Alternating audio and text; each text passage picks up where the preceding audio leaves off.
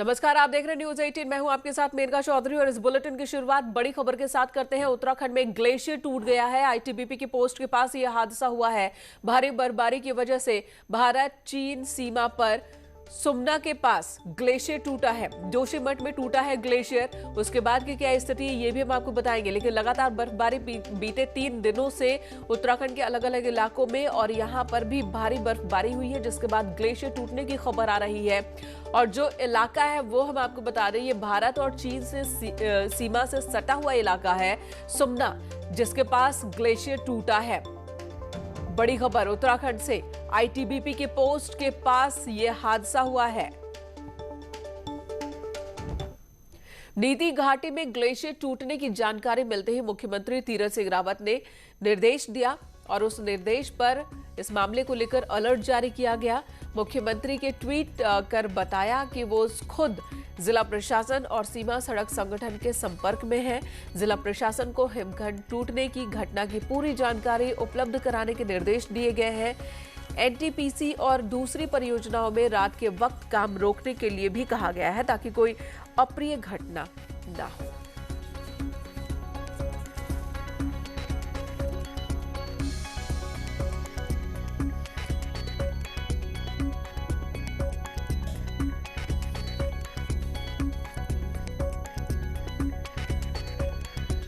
गृह मंत्री अमित शाह ने भी नीति घाटी के सुमना में ग्लेशियर टूटने की सूचना पर संज्ञान लिया। उन्होंने इस घटना को गंभीरता से लेते हुए उत्तराखंड को पूरी मदद का आश्वासन दिया और आईटीबीपी को सतर्क रहने के लिए भी कहा। भारत चीन सीमा पर सुमना के पास ग्लेशियर टूटने की सूचना है और ये जानकारी और जुटाई जा रही है कि इस घटना में कोई जनहानि तो नहीं हुई। खराब मौसम के कारण अभी सही स्थिति की जानकारी नहीं हो पा रही है। टीमों को स्थिति का जायजा लेने के लिए रवाना कर दिया गया है और ग्लेशियर टूटने की जानकारी, आईटीबीपी के जवान सभी सुरक्षित हैं, इस बात की जानकारी दी है अशोक कुमार आईपीएस ने। देहरादून से जो बड़ी खबर है, इस पर हमारे सहयोगी प्रभात पुरोहित हमारे साथ जुड़ गए। प्रभात, ग्लेशियर, एक और ग्लेशियर टूटा, ये जो शब्द है ना ग्लेशियर टूटना, ये सुनकर ही डर और आतंक जो है वो समा जाता है उत्तराखंड के बारे में जब भी ऐसा सुनने को मिलता है। इस वक्त क्या खबर है आपके पास? निश्चित ही मेनका, जिस तरीके से ग्लेशियर टूटने की जब बात आती है तो दहशत होना लाजमी है, क्योंकि पहाड़ी इलाका है। लेकिन जिस तरीके से अभी तक ये सूचना है कि सुमना के पास जो है हिमखंड टूटा है और जो यहाँ पर बीआरओ के कुछ लोग काम कर रहे हैं या वो काम करने की स्थिति में हो सकते हैं, ये संभावना है सिर्फ, क्योंकि उसके आसपास ही इनके रहने का ठिकाना भी बताया जा रहा है। हालांकि अभी ऐसी कोई पुष्ट सूचना नहीं है कि यहाँ पर ऐसा कोई है या नहीं है। जहां तक आर्मी और आईटीबीपी का है तो उनकी तरफ से ये पहले ही बता दिया गया कि ऐसी कोई बात नहीं है, उनकी तरफ सारी सुरक्षित है। लेकिन फिर भी एहतियातन प्रशासन की टीम जो है मौके के लिए रवाना हो चुकी है। एनडीआरएफ के 10 लोगों की टीम भी जो है सुबह ही रवाना कर दी गई। बीआरओ की टीम कल शाम को ही निकल चुकी थी और जो भापकुंड और कोसा के बीच लगातार जिस तरीके से खराब मौसम के चलते बर्फबारी हो रही थी, कोसा के बाद आगे मार्ग बंद होने के चलते बीआरओ की टीम नहीं आगे बढ़ पाई। आज जिस तरीके से अभी प्रभात, लेकिन कनेक्शन का, बातचीत का कोई साधन तो होगा। आईटीबीपी के जो जवान वहां पर है, बीआरओ के जो जवान है, उनसे बातचीत तो हो रही होगी। निश्चित, जिस तरीके से मेनका, जो ये भारत तिब्बत चीन सीमा से लगा हुआ इलाका है, जो हमारी बाराहोती को जाने वाली जो सड़क होती है, ये उसी सड़क पर जो है ये सुमना पॉइंट पड़ता है। और जो मलारी है, मलारी से आगे नो मेंस लैंड है, मलारी से आगे कोई लोग रहते नहीं है वहां पे। और दूसरी चीज ये है कि जो भी अगर जानकारी आएगी तो सेना के माध्यम से आएगी, सेना के माध्यम से ही जानकारी अभी तक जो आई है तो उसमें सभी लोग सुरक्षित है।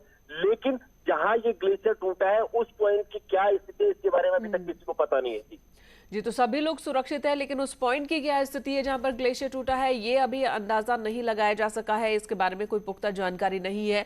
और जो टीम यहां से रवाना हुई है वो कब तक पहुंच जाएगी, क्योंकि रास्ते बहुत आसान नहीं है।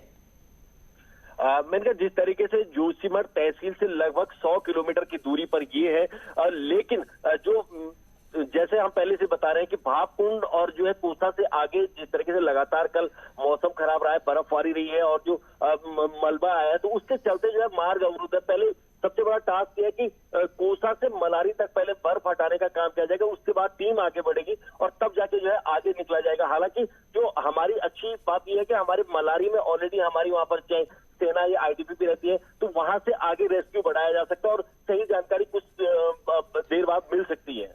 जी, बर्फ हटाकर जाना यही एकमात्र रास्ता है या एयरलिफ्ट करके भी वहां पहुंचा जा सकता है? हालात के बारे में जानकारी हासिल की जा सकती है और अगर इसी रास्ते से जाते हैं तो कितना वक्त लग सकता है? एक दिन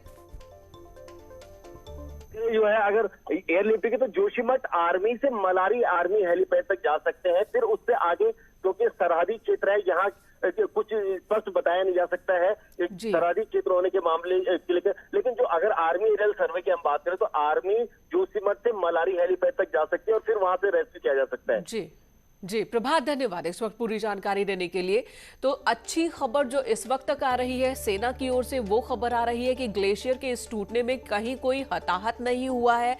आईटीबीपी के जवान और बीआरओ के जवान वो पूरी तरह से सुरक्षित है। हालांकि जहां पर ग्लेशियर टूटा है वहां की स्थिति क्या है, कितना असर पड़ा है, ये अभी साफ नहीं हो पाया है। और दूसरा जो सबसे बड़ा विषय कह सकते हैं कि इस ग्लेशियर के टूटने से आसपास के इलाके पर क्या प्रभाव होगा भविष्य में आने वाले दिनों में, इसकी जानकारी भी तभी हासिल हो पाएगी जब जो टीम है रेस्क्यू टीम वो वहां पहुंच पाएगी।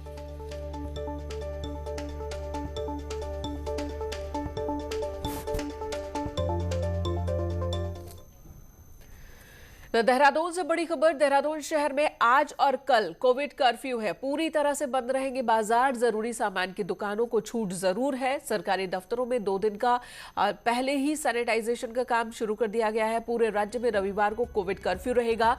राज्य में बीते 3 दिन से 13,000 से ज्यादा केस दर्ज किए गए। राजधानी देहरादून में 10,600 एक्टिव केस इस वक्त मौजूद हैं। बात अगर कोरोना अपडेट की करें, प्रदेश में शुक्रवार को एक बार फिर कोरोना रिकॉर्ड तोड़ा है। एक दिन में 4,339 नए मामले सामने आए, जिसके बाद प्रदेश में एक्टिव केसेस की संख्या बढ़कर 29,949 हो चुकी है और एक दिन में रिकॉर्ड 49 मरीजों की जान कोविड की वजह से गई है। अभी तक 1179 पेशेंट रिकवर हुए हैं। जिलेवार आंकड़ों की बात की जाए तो देहरादून टॉप पर है 1605 नए एक्टिव केसेस के साथ। हरिद्वार 1115, उधम सिंह नगर में 332, नैनीताल में 317, पौड़ी में 243, तो चंपावत में 187 नए मामले, चमोली में 184, अल्मोड़ा में 131, बागेश्वर में 34 और टिहरी में 88 नए मामले दर्ज किए गए 78 नए मामले दर्ज किए गए हैं।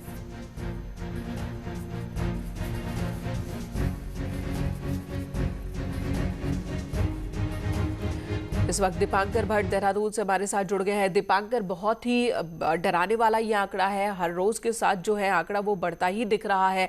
तमाम कोशिशें नाकाफी साबित हो रही है। आज और कल 2 दिन का कर्फ्यू रहेगा। इस दौरान क्या क्या नियम है जो बरतने होंगे? बिल्कुल मेनका, खास तौर पर देहरादून की अगर बात करें नगर निगम क्षेत्र की, यहाँ पर शनिवार और रविवार को पूरी तरह से कोविड कर्फ्यू रहेगा, यानी बाजार पूरी तरीके से बंद रहेंगे। ट्रैफिक जितना कम हो सके उतना खेल, जरूरी वाहनों को चलने की यहाँ पर परमिशन होगी। इसके अलावा जो बाकी पूरा प्रदेश है उसमें रविवार को कर्फ्यू रहेगा। ये सेकेंड वीक है जब रविवार को पूरे प्रदेश में, और देहरादून में अगर बात की जाए तो शनिवार को, यह पहला शनिवार है जब कोविड कर्फ्यू को यहाँ पर लागू किया गया। लेकिन राजधानी देहरादून की हालत इस वक्त उतनी बेहतर नहीं है जितनी होनी चाहिए थी। हालात बेहद खराब है। लगभग 1600 से ज्यादा केसेस औसत यहां पर रोजाना आ रहे हैं। और अभी अगर बात की जाए तो 10,000 से ज्यादा एक्टिव केस, 10,600 से ज्यादा एक्टिव केसेस उत्तराखंड की राजधानी देहरादून में है। यानी देहरादून को जब तक कंट्रोल नहीं कर पाएगी सरकार, देहरादून में जब तक संक्रमण की दर को नहीं रोका जाएगा, तब तक एक बड़ी चुनौती यहां पर है। इसके अलावा हरिद्वार, नैनीताल, उधम सिंह नगर, ये 4 बड़े डिस्ट्रिक्ट जो मैदानी डिस्ट्रिक्ट है, यहां पर चैलेंजेस अभी भी बने हुए हैं। यानी इस कोविड कर्फ्यू के बाद अगर टेस्टिंग होती है तो क्या केसेस कम होते हैं, क्या नंबर कम होगा, ये सबसे बड़ा एक चैलेंज होगा। लेकिन सरकार के लिए जिस तरह पूरे देश के हालात हैं, उसी तरह उत्तराखंड की राजधानी देहरादून भी इस वक्त कोरोना संक्रमण की चपेट में है। मेनका, दीपांकर, जिस तरह के मामले सामने आ रहे हैं और जो अब जो एक्शन लिया जा रहा है बीते 1 हफ्ते से, ये दूसरा है कर्फ्यू वाला जो वीकेंड है, जानकार क्या कह रहे हैं? इसका रिफ्लेक्शन कब तक नतीजे के रूप में दिखेगा कि कम होंगे आंकड़े, और क्या इससे भी ज्यादा और कड़े कदम उठाने की जरूरत है क्या? बिल्कुल मेनका, व्यावहारिक तौर पर अगर देखा जाए तो लास्ट वीक जो कोविड कर्फ्यू लगा था उसके बावजूद 4000 से ज्यादा केसेस 3 दिन में रिकॉर्ड किए गए हैं पूरे राज्य में, जिसमें देहरादून में लगभग आधा नंबर देहरादून का 50% केसेस देहरादून में है। यानी लास्ट वीक के कर्फ्यू का कोई बड़ा असर यहां पर नहीं दिखा है।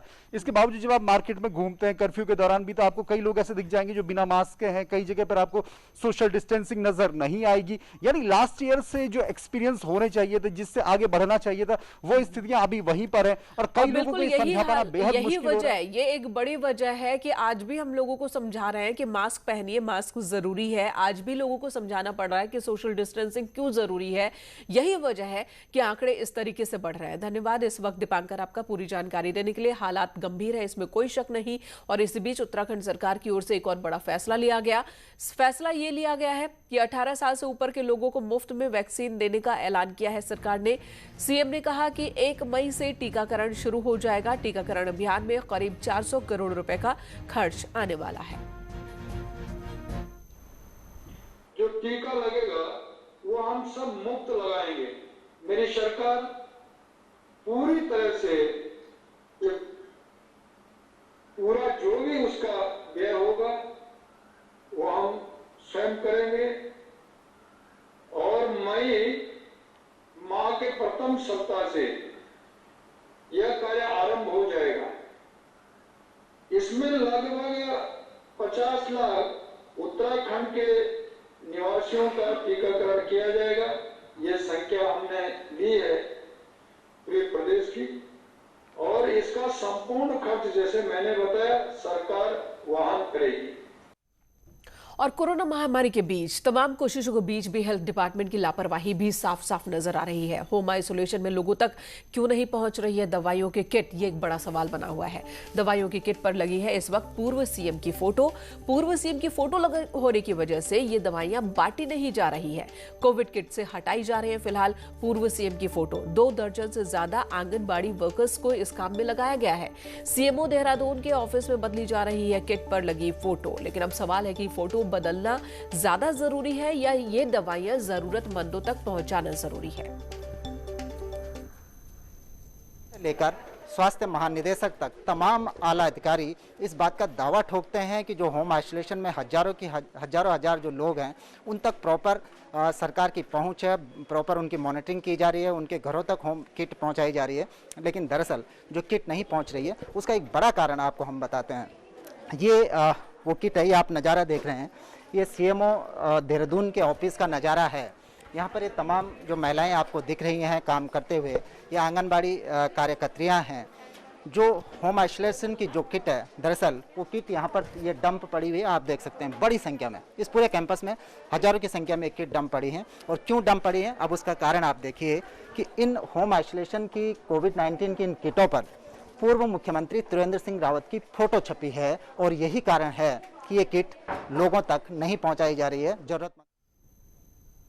और एक बड़ा दुर्भाग्य इस देश का कि नेताओं को अपने काम से ज्यादा चिंता इस बात की होती है कि उस काम पर मेरा नाम या मेरी फोटो है या नहीं। इधर कोरोना से मचे हाहाकार के बीच काशीपुर स्वास्थ्य विभाग ने भी कमर कस ली है। खबर है कि कोरोना मरीजों की संख्या को देखते हुए निजी अस्पतालों को कोरोना मरीजों के लिए रिजर्व कर दिया गया है।